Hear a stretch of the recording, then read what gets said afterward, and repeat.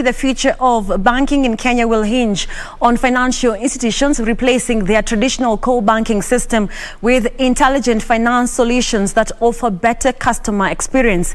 NCBA CEO John Gachora says more customers are moving away from cash and there is a niche that needs to be filled, especially with the growing appetite for contactless payment solutions. As digital technologies become more integrated within the financial services industry, transaction modes and service models are quickly evolving. NCBA CEO John Gachora says growth of fintech has transformed lives and economies, offering innovation and propelling an upsurge of financial inclusion across the region. People don't want to come into physical contact with money or come to branches. The adoption has been extremely good. I think I've seen some numbers from some banks who are saying over 90% of their transactions today, from a volume perspective, are now digital. So you can see a really good adoption.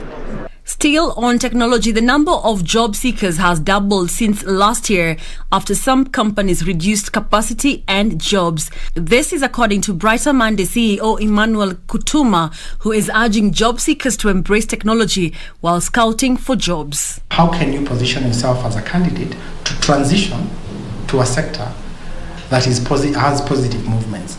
How can you upskill yourself from the hotel industry to digital industry to serve in a different way than you've used to be.